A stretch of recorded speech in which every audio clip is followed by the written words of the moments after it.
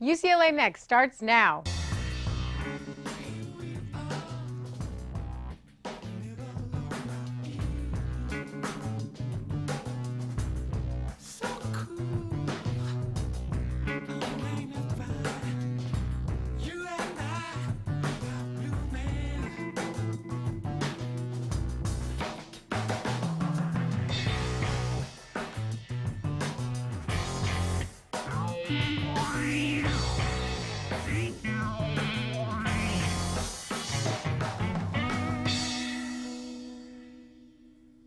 I'm AJ Lewis.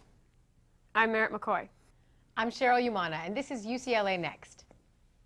Tonight's show will be devoted to student life on campus, so we are dressed in this lovely bear wear. All this UCLA logo clothing is sold by the Associated Students, so we're plastered with logos, but we get a piece of the action, but not this action. They put out a catalog every year featuring 12 students and alumni. And you know, I hear that Heather Locklear was on the cover. Oh, and this is all available at ucla.edu. Okay, moving right along. In our first segment, we take a look at a typical student's apartment. They tell us this won't be the last look at an apartment, but we saw the campus gourmet once and he never came back.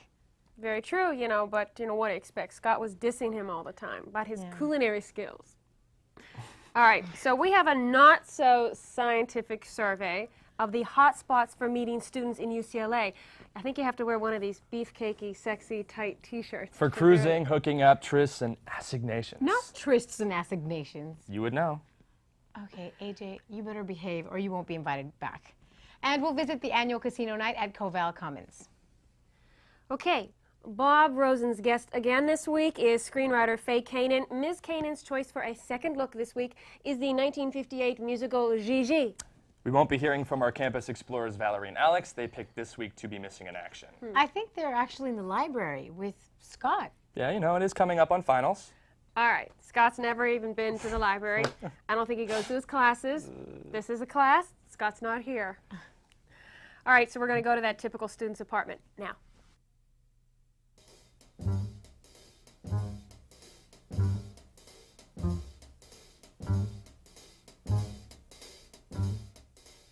By day, this apartment complex seems just like any other you may find in Westwood. But by night, 424 Landfair is the mecca for all partygoers. Tonight, we take you to see what one of these apartments looks like. Tenants Josh, Thor, and Darren show us around their place and tell us how they've maintained an artistic and sophisticated brew and den.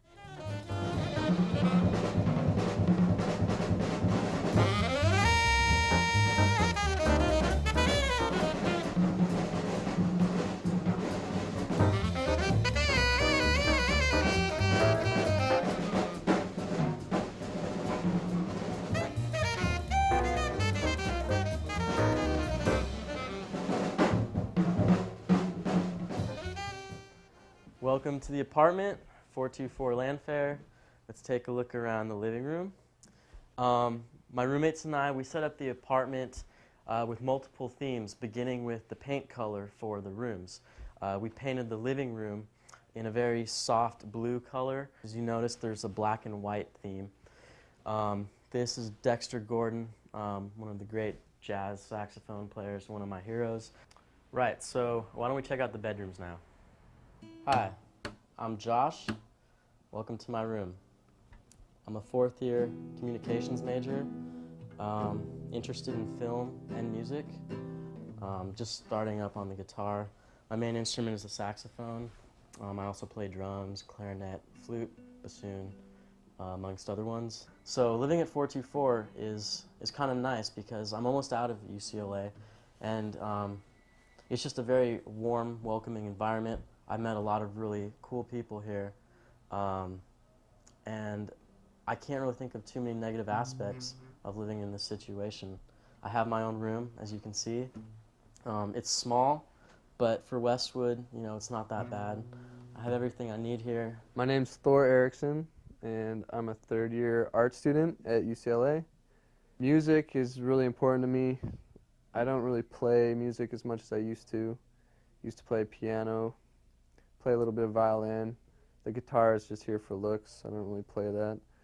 But I love listening to music a lot, and I have a lot of CDs, a lot of MP3s and stuff.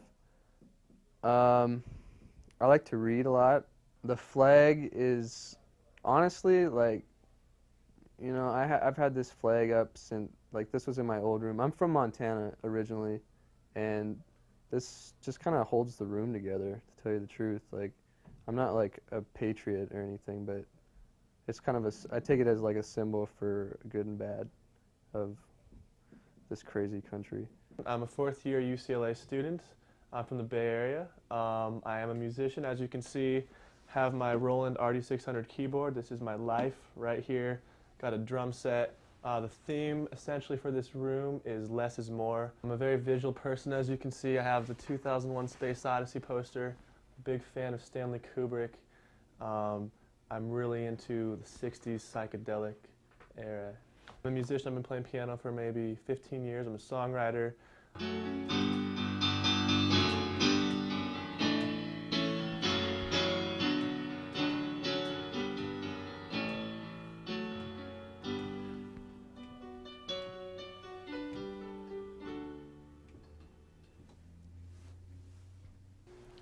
Let's see, we got all the essential vitamins and nutrients right here.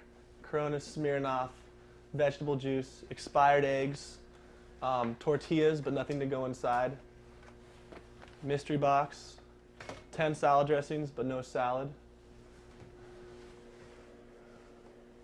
As you might have noticed, we don't have any milk, so what we do is we just have cereal, put in a bunch of water, and throw in some protein, and that's what works for us. Thanks for checking out our place. Hope to see you guys sometime soon at one of our parties. Take care. Because we have lots of parties. That's all we do is party. You know, those guys had way too much warning. I mean, did you see how clean that place was? Does your place look like that? I mean, nobody's place looks like that. I didn't even see one stray sock on the floor. Well, there's an easy explanation. Didn't you guys notice that sheet hanging behind Durwood? You're right. They had all the ugly crap hidden behind that sheet in Dudley's room. Come on, guys. At least they had a clean sheet. I mean, they're talented. They play instruments. Right. And speaking of clean sheets, we'll take that unscientific survey of campus hotspots now.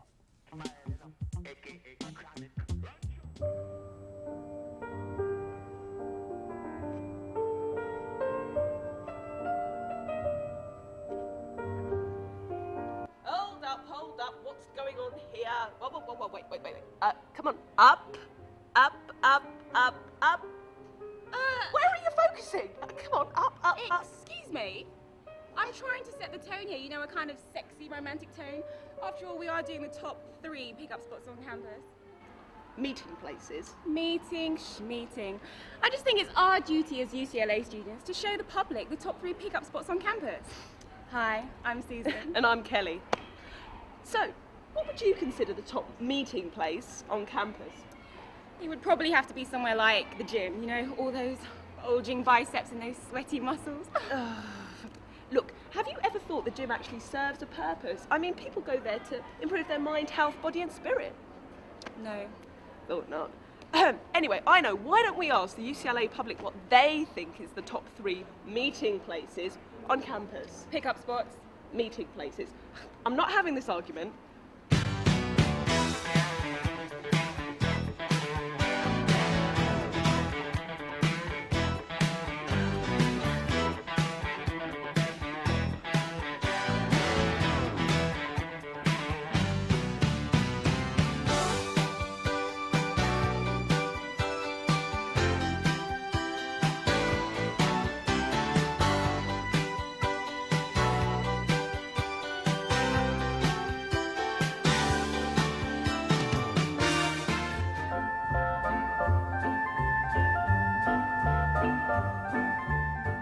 Hi, my name is Dan. I'm a bio major. Best place to pick up on chicks is definitely Bruin Walk because they got to go to class sometime, so they got to walk by here. All you got to do is sit down for a little bit. Look, there's a cute one right there. Hey! Hey, wait, no, look at him go. Come on, people, just pan real fast. No, pan. but she's going to Look at Ackerman. that. She's going to Ackerman, though, see? She's on the way to Ackerman. Watch. Oh. Hi, my name is Jessica Ardwin, and I'm an undeclared major. Hi, my name is Christina Melendres, and I'm a poli-sci history major. And just walking around Dickinson Plaza, it's the best because there's all these hot guys that are just kind of like standing around, and like the path isn't very wide, so you walk by them, and it's just like you just kind of bump into them, and you're like, oh, I'm sorry. My name is Robbie Sutton. I'm a third-year political science major, and the hot spot at UCLA is Dixon Court, 'cause I'm here. Hey, my name's Kip. I am still undeclared, and the best place to pick up women is Bruin Walk. What you do is you take your skateboard, you skate on down, you fall. It's Cheryl! So, ready? Yeah. Guys, have some tact, please, okay? This is my life. This is where you cross the line, okay? I have to go pay for parking.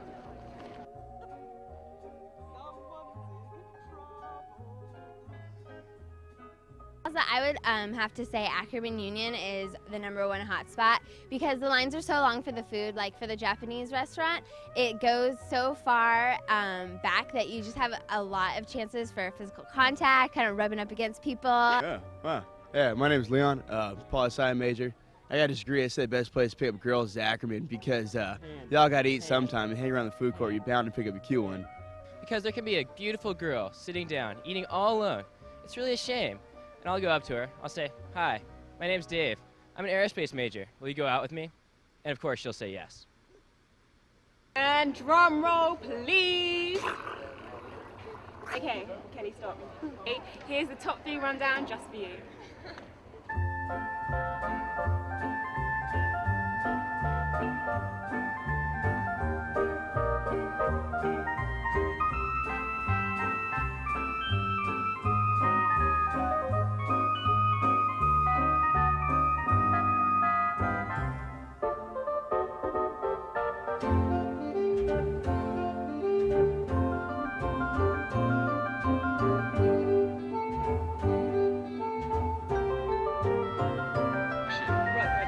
And 5, 4, 3, 2. Hey!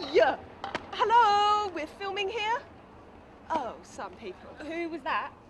I don't know. He is hot. Kelly, you know what? It's been a pleasure working with you today.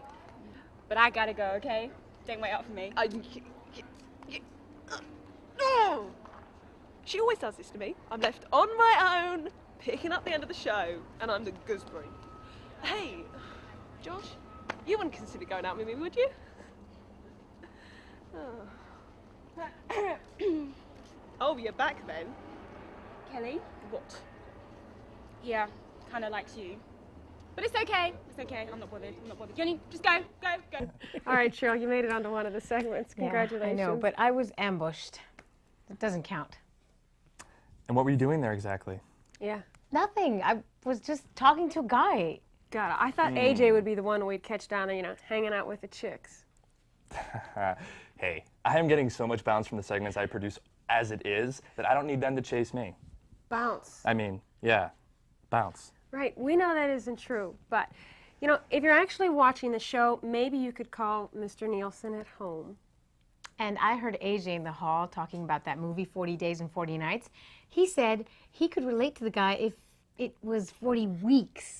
I do the serious stories around here, and I'm being treated like Scott. No deal. Okay, you can stop complaining now and introduce the next segment for Which us. is Casino Night at Coval Commons. Wait, that was my line. Thanks, Cheryl. Okay, so he used to be the star.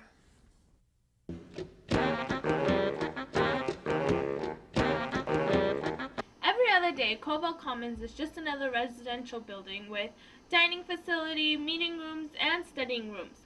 But once a year, Coval goes Vegas style.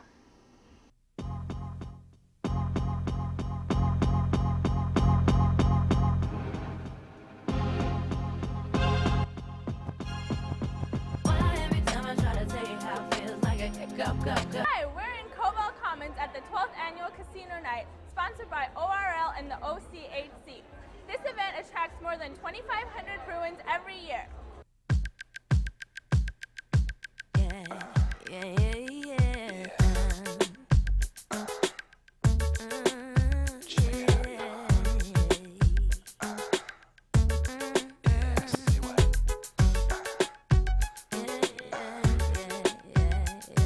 Now the event is free and of course there's no real money involved, but what Bruins do play for are raffle tickets. The more raffle tickets they get, the more chances to win anywhere from movie passes to tickets to anywhere in the country.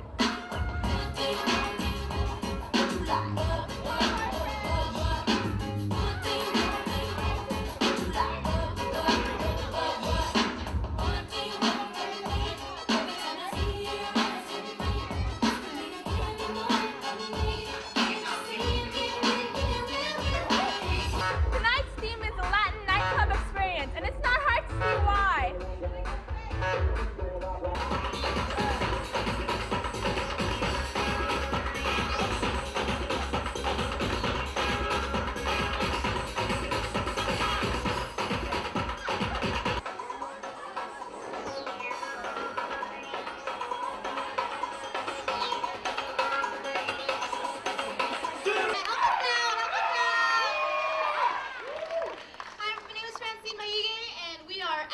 Undergrad Dance Company. We performed once earlier today to welcome all of you, and we're glad to do an encore performance. Our first is called Ojos Así, and it's a sexy Latin jazz number.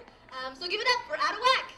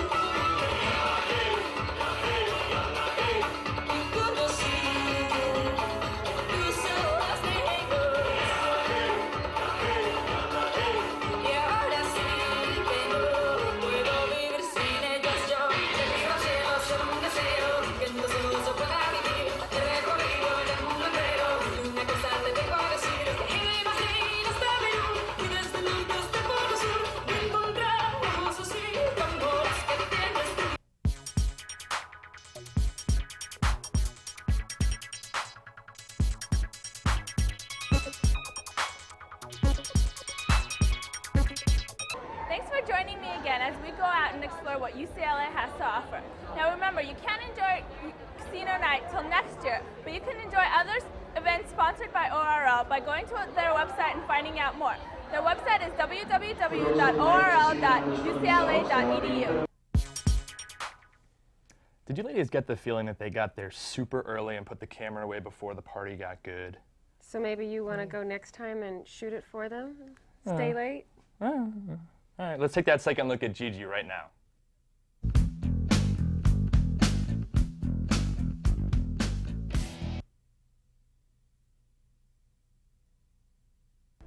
Hello, I'm Bob Rosen, Dean of the School of Theater, Film, and Television at UCLA, and I'd like to welcome you here to Second Look at the Movies.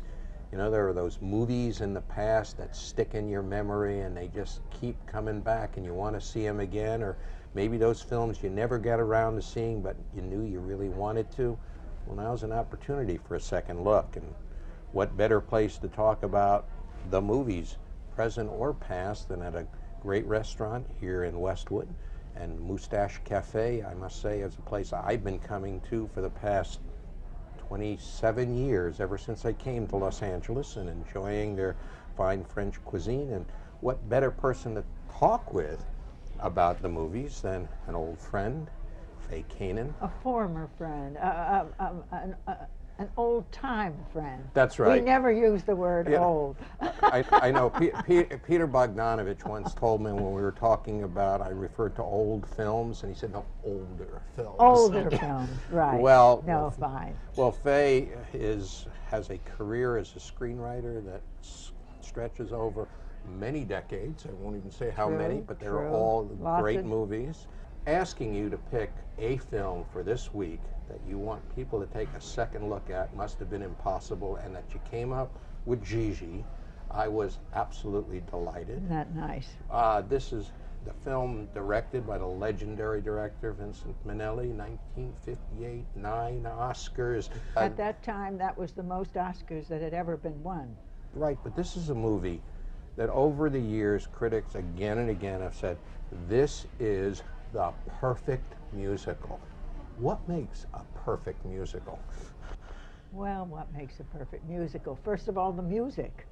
It helps a lot. And then this had two great composers. I mean, it had Lerner and Loewe, Lerner right? It's and the Loewe. their first musical after My Fair Lady. Yes, and I understand that Loewe was not dying to do it because he said, we're theater people. We're not movie people. But once he'd done it, he loved it. But everything about it was done with such taste and style. It was, I think, meticulous all along. It had perfect casting. You know, 3 French people in a movie about Paris. Yeah, Louis Jourdan, Yes, Leslie Caron, and Maurice Chevalier. Chevalier. You can't do better than that. It had, I would say, Cecil Beaton doing the costuming and a lot of the production design, so that everything was exquisite. It had what I consider was taste and style. And I see a lot of musicals, because musicals are one of my favorite forms, but some of them are silly. It had an important theme, too. It said something important, which is not always there in a musical. Well, let me ask you this, because it seemed to me one of the things about great musicals is they actually deal with serious topics, sometimes very dark topics. Yeah. And in this one, the story, in essence, when all is said and done, about women from modest backgrounds, this is at the turn of the century, who in essence are selling sexual favors to wealthy men in order to make their way in the world. I would not put it as selling sexual favors. To be a courtesan in that period was really a badge of honor for a woman. First of all, it meant she was taken care of for her whole life. She was beautiful. She was gorgeously gowned, and then, of course, at times she was forgotten. But it was risky for them to do a film like that. It was a risk, and I love when a film takes a risk. Well, this was in the 1950s. The film was 1958 coming out. Yeah. And there were a lot of forces at that time telling women, you know, to assume a traditional role, and the notion that ultimately she rebels against it, I think was very interesting for its time. It's a wonderful moment in it that I love, a bit of dialogue, when finally, you know, this little girl that he's had such a good time with, thinking she was just a charming little girl, and then suddenly he realizes that she is a woman, and then he makes a proposal for her to be his mistress. And when the aunt tells her what he suggested, he's a little embarrassed because of his relationship with her, and he says, "Do you know what that means?" And she says, "It means that I will go live with you and sleep in your bed." I just love that line. That's such a great line to say what sex was about at that time. The color and the exquisite sets and the costuming. The costuming in that particular case. Cecil Beaton. They were not just great costumes, they were appropriate for the storytelling. And that ultimately, the fact that every detail contributes in a substantive way to the whole, that the whole is greater than the sum of its parts at the end, and you want to see the movie again. I loved, too, I looked up who was the cinematographer, because I'd forgotten, and that's Joe Ruttenberg. And as you know, he was the man, the cinematographer at MGM, that every woman wanted to have him do it, because he was known as the great photographer of women. Yeah. And boy, but I think he was better than that, even bigger than that. But I loved it. And it's clearly a movie that is worth a second look. Yes, it is. And both of us say, take a look at it again. Go look, absolutely. And for us, let's have dinner. Okay. Joe Ruttenberg, the cinematographer Faye Kanan said was so good with women, was also pretty good with hunky boys. She shot Paul Newman in boxing trunks and Marlon Brando in a toga. Okay, wait, speaking of togas though, how many of you guys have confessions worn togas? Well, high school graduation. Just once? How about you? My stories usually relate to taking the toga off, but again, this is broadcast, so we'll move right along. Okay. In fact, join us next week when we will have an entire themed episode around independent cinema. Yes, and you will get a chance to see AJ and I introducing the show. We're going to do a little anchor thing on location where we got to see Monsoon Wedding. You got to leave? You got to go on location? Yes, we did. Very sorry you didn't get to go with us. Not. All right, so join us next week.